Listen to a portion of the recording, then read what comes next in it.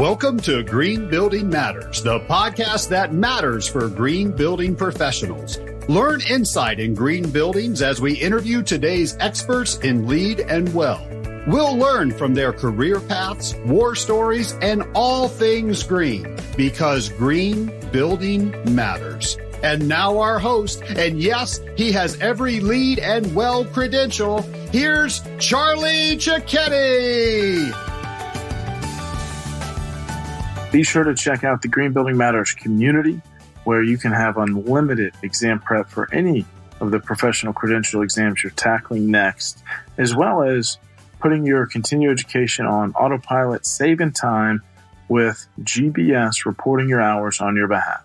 Check it out, gbes.com/join. Now, enjoy this episode of the Green Building Matters podcast.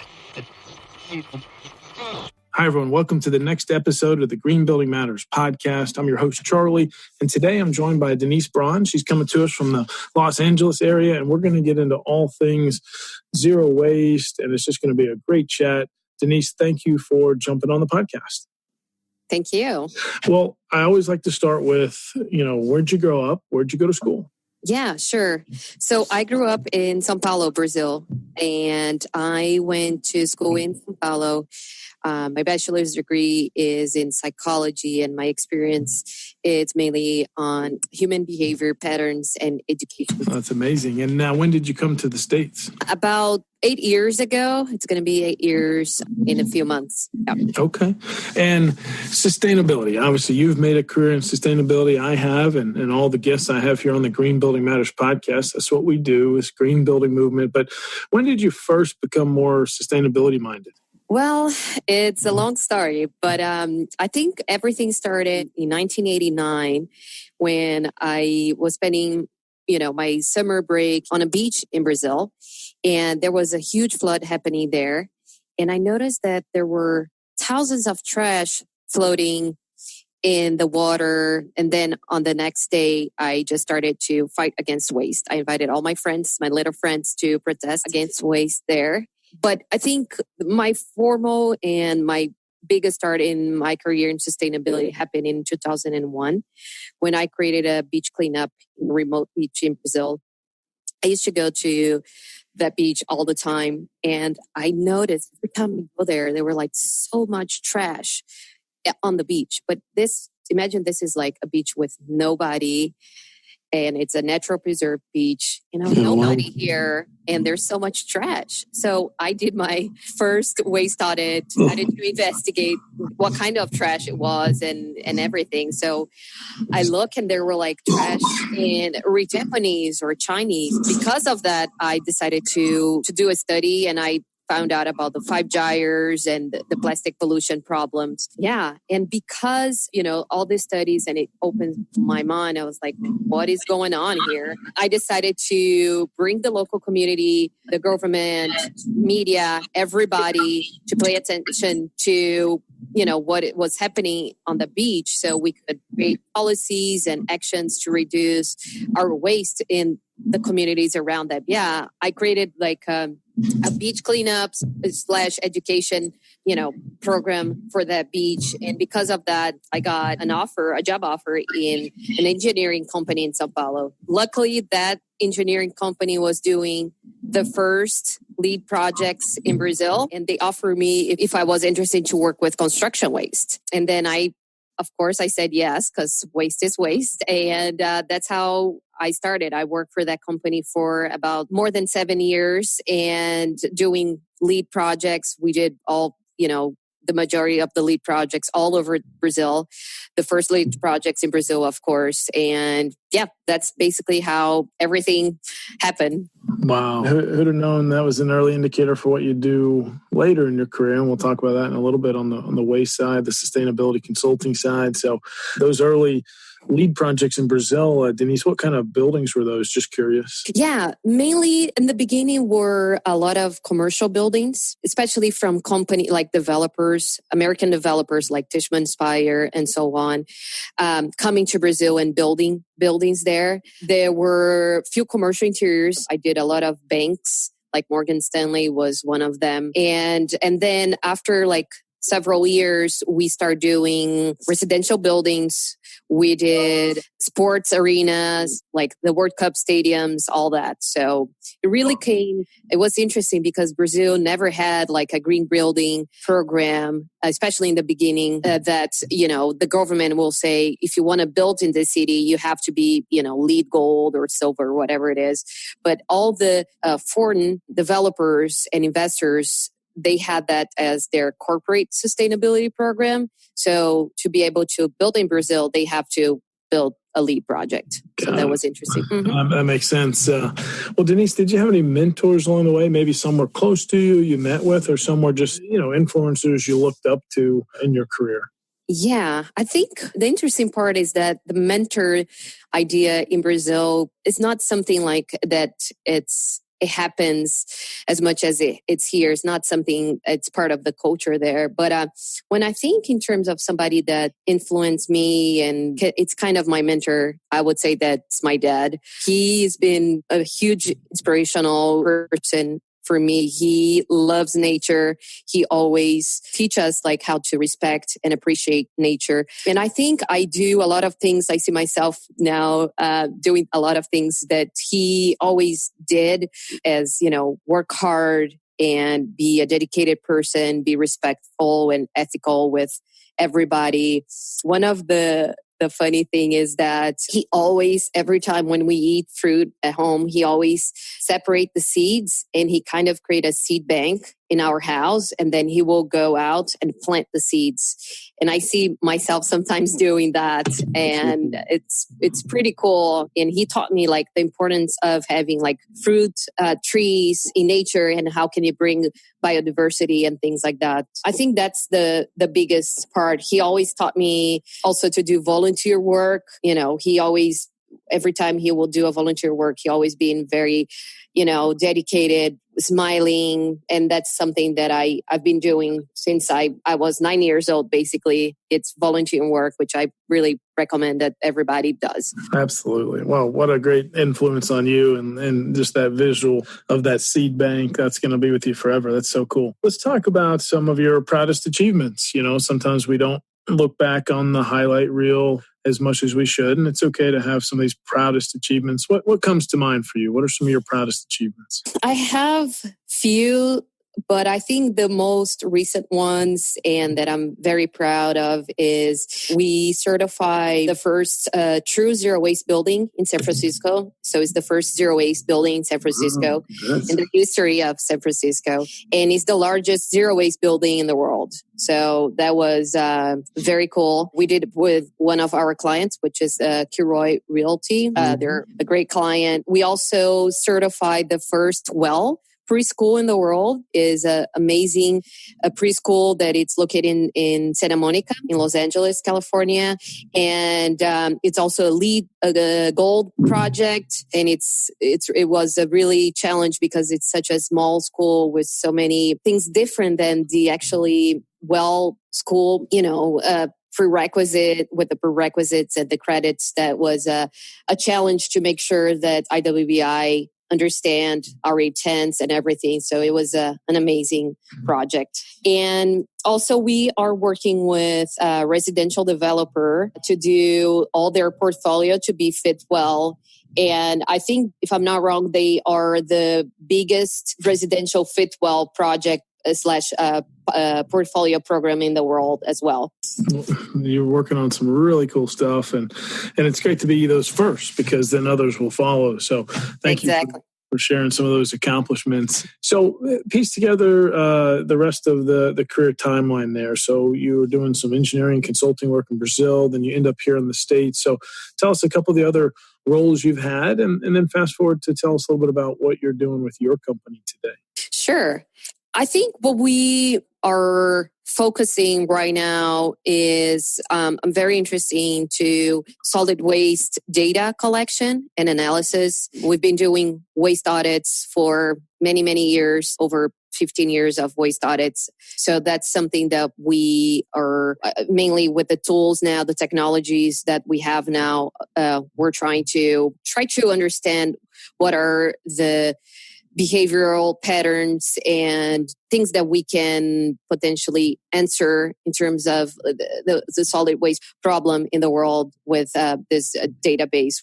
We probably have now the largest solid waste database for commercial buildings in the US. So that's very, very good. The other thing that we've been looking deeper is circular economy and how that translates to our services. So we've been working on a few projects that we are promoting circular economy for, businesses. Normally when we talk circular economy, most of the time is like in industry in general, but now we are focusing on business operations, which is our forte, and how can we inside of that business operations, we can promote circular economy. This is such an important topic. Let's talk a little bit about the solid waste data, though, right? Because Denise, we get so much data out of our buildings. You and I both work on buildings, and we can get the energy data, we get the water data, but the waste is a tough one, right? Any company that's reporting to GRESB, I mean, it's just like sometimes the haulers make up numbers. Sometimes it's hard to get those monthly haul tickets if you have a 8-yard versus a compactor. So just what are a few best practices on how do you get better solid waste data / just what should we be reporting? What's realistic? And I totally get, you're in California and it's probably just a little bit easier there. I hope the conversation, but what have you seen? What should we be doing here to get that data, get accurate data? Yeah, you are completely correct. It's a challenge. Even in California, it's a challenge. There are several problems in terms of, for example, recyclables. They have, a huge volume, but when we quantify by weight. So those are the things that we discussed a lot. One of the biggest problem on solid waste is contamination because of mainly behavior problems and lack of information and things like that. And then as a consequence, we have a really bad recycling industry. So the materials, because they're contaminated, they lose the value and all that. And also when the material is not very good or have like several type of materials together, such as like aluminum with plastic or paper, aluminum and plastic, those are hard to recycle. So those are the problems like in general on the solid waste. But talking about data, I think, especially on the contamination, what I would like to see is AI, so artificial intelligence technologies helping us with that. I think the AI already exists in MRF. MRF, it's a material recovery facility, for those who doesn't know what MRF is. So we have that on MRFs. So MRFs are the locations where when our commingled waste goes to these facilities, they sorted out type of papers, type of plastic, different type of glasses, metals, and so on. So it goes to the appropriate recycling facility to be recycled. So we have the AI helping some MRFs doing the sorting and things like that. But I really want to see this technology be incorporated in the building level, and how can we decrease the contamination on the waste streams with AIs. So those are the things that I want to see. The other thing related also to data that we've been starting exploring is the blockchain solutions, but not just on data on solid waste, but also related to building materials.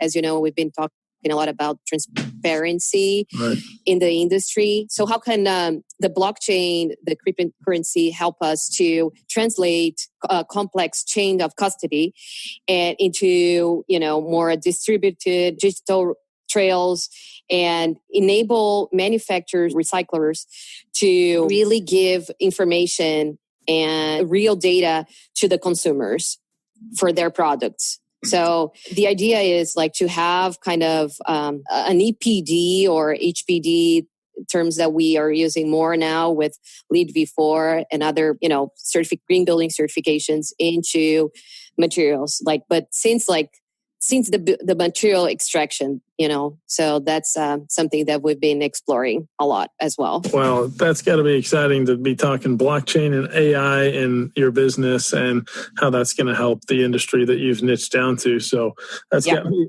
excited, and it sounds like you're out in the front of that. So let's talk a little bit about some of the credentials after your name. I'm a little biased. I love credentials. I love helping people pass these exams. But Denise, you've got Well AP, Lead AP, Fitwell Ambassador, True Zero Waste. So tell us about some of these credentials and what they've done for you. Yeah, I am a person that I love to learn. So I will study just because I love to learn.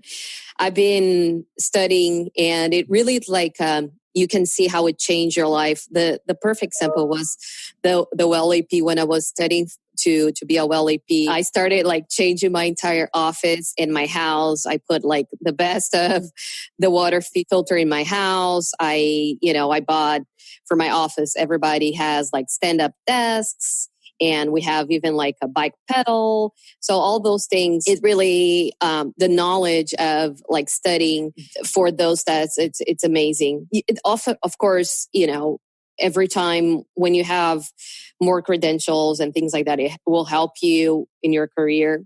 It really brings you the holistic view doing things. You don't just think this way. You can think all the way, look at, social equity and all that. One of the accreditations that I have that it really was very interesting was the Envision, which is a certification for infrastructure.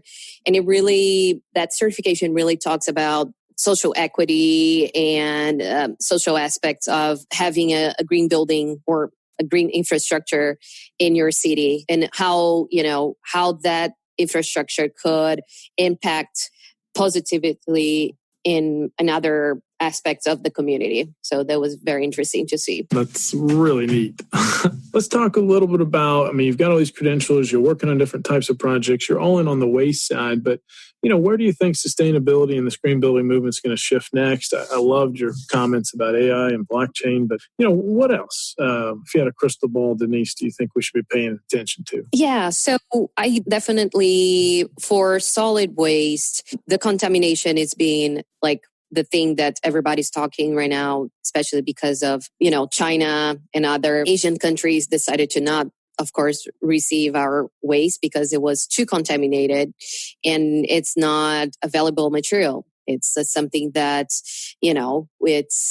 it's trash, basically. So contamination's been a big one. San Francisco just released on July 1st, the first law that talks about contamination levels for commercial buildings, or how they call large generators, where they have a threshold for contamination. So, for example, you only can have 5% of your composting waste contaminated with some type of materials. And normally it's plastics or aluminum cans or something like that it's not compostable, go into your composting stream. So those are the things that we are seeing. Part of this also ordinance is if you don't meet this threshold, then you need to have a zero waste facilitator, which could be somebody hired by All About Waste, which is my company, or somebody that you hire to sort it out your waste, or implement some type of action plan where it's going to show to the city that you are committed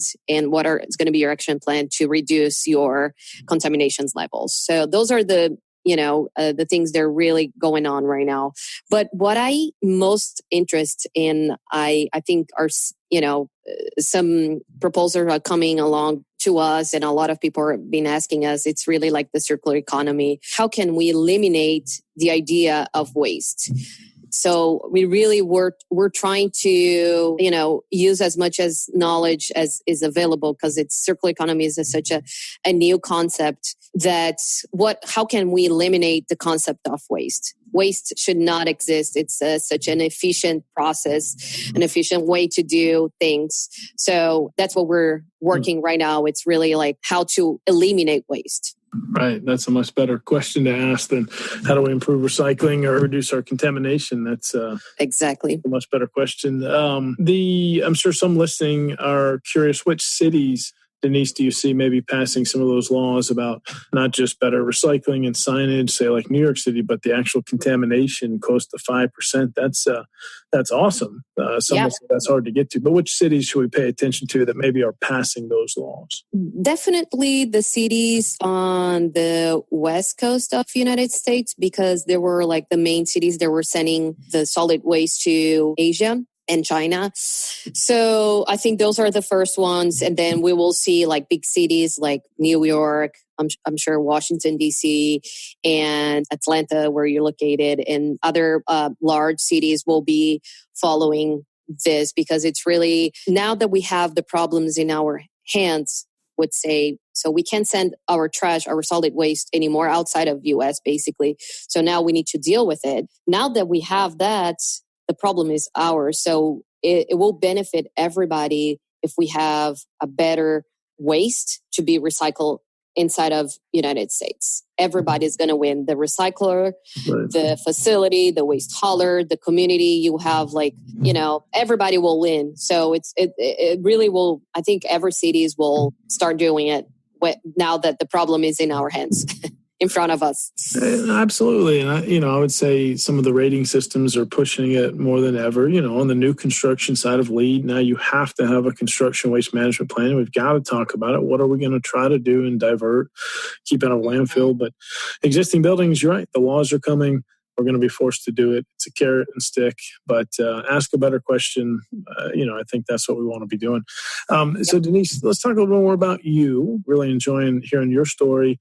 What would you say is your specialty or your gift? What are you best at? I think it's a good question. I think it's, I am very well known in the industry as a problem solver person.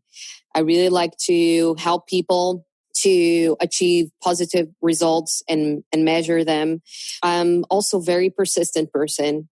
I normally, especially in the waste industry, I'm not afraid of no's. I'm always looking for different solutions to help my clients or the community to achieve a real result. So I think that's the two main, gifts that I have. It's be a problem solver and a very persistent person, and probably optimistic too, because I really think there's always a solution that we can find for a problem. Yeah. Love it. Oh, those are great strengths. Well, let's talk a little more about some best practices. Do you have any routines or rituals maybe every day that just help you stay on point? I think so. I think as I mentioned, my favorite thing to do, my favorite routine is really during my day, whatever situation I am, see as a learning experience. So I try to learn as much as I can for different experience from different people. Doing waste audits, it's so interesting because you work with, from the janitorial team all the way to CEOs. So all of them, I feel like they can help me to teach me something. So that's what I try to do. But I think the basic routine and rituals that I have in my life, it's really more around meditation. Of course, exercise. I love any type of sports. I try so many sports in my life. I used to surf in Brazil and all that. I've been in a marathon in LA. So I really like to exercise in general. Of course, eat healthy vegetables, drink water. And the other thing I really recommend for everybody that really changed my day, it's try to go outside and look at nature, even it's and be appreciated by nature, even that it's a little plant in the middle of the road. It's so beautiful how nature can be in place in different ways and all that. So that's what I try to do. No, and it's calming. And I just read a study, so it's funny you made that comment. I think 2 hours a week minimum to get out and connect with nature, and it's exponential results. But it sounds like you really practice what you preach, and you have a sustainable and a wellness-focused life, and just some great pro tips there. Thank you. So, Denise, I'm a fan of bucket lists. What are one or two things maybe on your bucket list? Wow. One or two things. Let's see. I think one of my dreams is have a nonprofit. So create a nonprofit to do more social activities around mainly solid waste, of course, and hire and empower low income or no income, such as homeless people, in the solid waste career. I really want, there's so many opportunities that really people can start taking advantage. And I really would love to empower people that doesn't have, as much as opportunities as we have to have a better career and income around solid waste. So that's one of my bucket lists. I think the other one is to go to the plastic island in the Pacific. I don't know if you ever heard about it. Yeah, that is located in the North Pacific subtropical convergence zone. It's between middle California and Hawaii. And there are some studies going on there that they're doing how like microplastics or nanoplastics are training in our brain tissues and are affecting our behavior. So those are the two things that I would love to be part of it. Those are my bucket list. Those are kind of change the world bucket list items, and I love it. So I'm really excited for you because you're on that path. And so I'm just in my head, I'm like, okay, how do you get to the floating plastic island? I guess they have some charters. I mean, you can get on a boat and go? Yeah, you need to go into, of course, with a team of people that been there. And as I mentioned, there are scientists and neurologists and, environmental scientists going to the plastic gyre and looking, the food, like the seafood chain and all that. And also coming back to like some samples of the water, going back to LA and San Francisco and studying like how those are affecting our brain and our body. So yeah, you need to go by boat. Okay. Wow. Let's talk about books. You said you love to learn. So I don't know if you like Audible and listening to books or listening to podcasts, or if you like to pick up a good book in your hands and just read a book. So is there a book or two you'd recommend? Yeah, I just read a book. The last book I read is not related to sustainability directly, but I thought it was, for me was, I always try to make connections how, that experience or something like that could help me. So the last book I read, it's called The Miracle Morning. I don't know if you ever heard about it. Well, Rod, that's fantastic. It's a book wrote by Hal Harold, and he starts the book with his car accident. He was a salesperson, very money driven and all that. And he had a terrible car accident. He died for 6 minutes, basically. The way that he recovered, he never guilt the person that crashed the car that was drunk. He, instead of like being guilty and like make the other person guilty and all that, he decided to change his life. And he created this methodology that it's called the Miracle Morning, which he gives like 6 steps, which is very similar to your previous question about rituals. So it's like 6 steps for a morning ritual.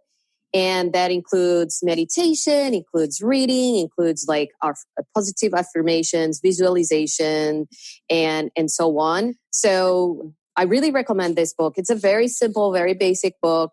Don't have big expectations, but I really think, if you have this practice and, this practice, he said, you can wake up at 5 a.m. and do these practices, like for an hour each or something, or half an hour, something like that. Or you can do in 6 minutes. If you're traveling and you have like a conference or a meeting and you can't wake up or something like that, like at 5 a.m., you can do that in 6 minutes. So be disciplined. He also teach like us to be committed with our dreams and see the big picture. Because like most of the time with the daily routines and the daily stuff that we have, we're like forget the big picture and where we're going to go. So that's what he teach, and I think it's a really great book. That's great. We're going to put a link to The Miracle Morning and Hal Elrod in the show notes. Thank you. Anything else on the reading side you'd recommend? Yeah, I think the other book, it's an old book that was written in 1989 that changed my life, basically. This is the main book that opened a new door in front of my face. It's called The Natural Steps. And this book, it really changed my life because it's the first book that translates the sustainability concept into businesses.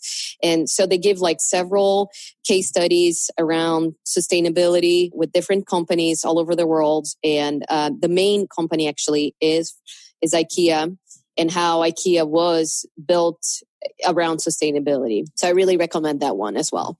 Oh, those are good recommendations. Thank you. Well, one bonus question I want to throw at you, then we'll get to our close, is recycling. We all are going to go back to our homes and apartments and where we live, and we want to do better with recycling. But what about our colleagues, and what about the offices we show up to work? Denise, any quick best practices on how do you get a little bit of occupant behavior change to get more people to recycle and maybe care? Do you have a couple hacks we could maybe take away? Yeah, of course. I think the first, I would say 3 major things that really can help any type of businesses anywhere in the world. So first, it's to have ongoing education. That's the biggest problem around mainly waste, is that, they do like a Earth Day and then, or like a recycling event, and then nobody talks about recycling, contamination, waste problems, and plastic pollution problems, whatever it is, around the year. So have like ongoing, education programs, creative around it, and do not give up because people will forget. So do like ongoing education programs. So that will be the first thing. The second thing, which is one of my favorite solution, is take out every single individual bins and have a central collection point. When you do that, you promote people to get out of their chair and walk, which is related to the WELL certification.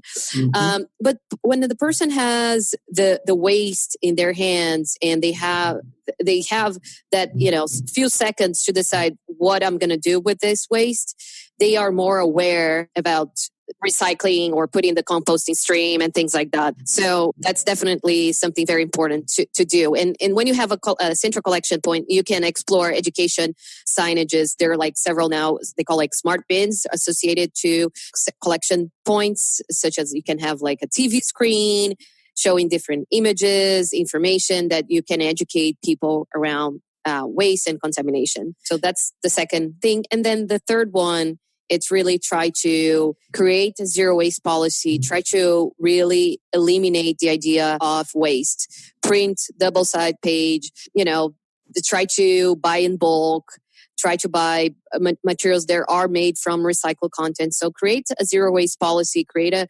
policy that will promote sustainable purchasing products. Those are really good pro tips. So everyone here, go make some change around your office, and it just makes a lot of sense. So much of it, I agree, is just that ongoing education and trust the system. They really do recycle these days. It's not all going in the landfill. So, well, let's wrap it up here, Denise. This has been a ton of fun. If someone listening is just now jumping into this green building movement, is there anything you wish you'd have known earlier, or just any words of encouragement for them? Let's see. I think what I would like to learn more, you mean like when I was younger and in the beginning of my career? Yeah, it could be both. So yeah, let's do that first. What's the one thing you wish you'd have known earlier in your career? Let's do that first. I wish I would learn more about how to collaborate, to do more collaborate work. I really think that's the solution for most of the time for sustainability. Like going back to like the concept of circular economy, that's basically one of the main core ideas of circular economy, is that everything should be correlated. So there's no one player, everybody should be part of this. So that's, I think, a value or, something that I would like to learn in the beginning, instead of like, oh, I'm doing this lead project. This is the lead, and it's not going to impact how this project will impact the community and so on. So in the beginning of my career, I never thought about that, but now I really think it's an amazing thing to think, like how, even like how one project that is sustainable can benefit from another project that it's sustainable. How can we, for example, I think in Sydney, they have that solution. So there's several commercial buildings in downtown Sydney that they all capture water and they store in one big tank. So they kind of split the investment, and all of them benefit from the rainwater because they have a bigger area to capture the water. So those are the things that I liked, is the collaboration. It's like how to expand the impact. Yeah, I think sometimes we're too guarded and afraid to collaborate. So totally agree. Exactly. Well, yeah, just the last thing. Any words of encouragement for someone just now jumping into this movement? I think what I like to say is that be extremely committed with your passion, with your ideas, your values. Again, going back to the Miracle Morning book, it's like be extremely, committed with your goals. Try to look at the big picture. Always try to zoom out and see, this is where I'm going.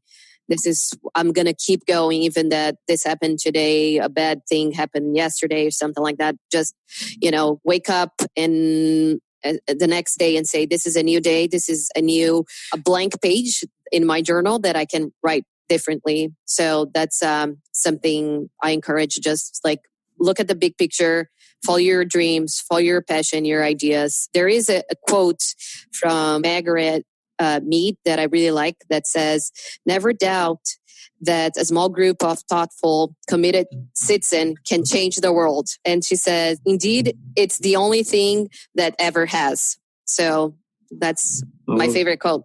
Yeah. I love it. No, just I heard, stay positive, and you're a very positive person, Denise. You're making a lot of change, and I'm really glad that we had you on the podcast. So I just want to say thank you, Denise Braun, coming to us from Los Angeles area and just making a lot of change. So thank you so much. Thank you.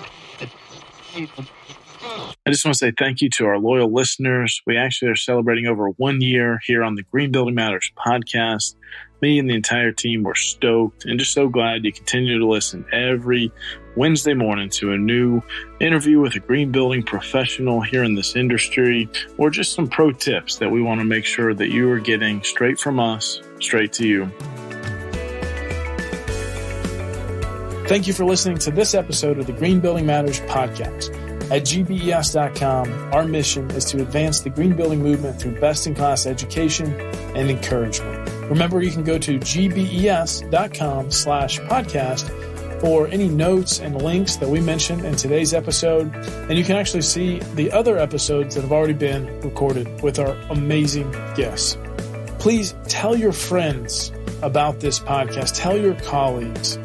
And if you really enjoyed it, leave a positive review on iTunes. Thank you so much, and we'll see you on next week's episode.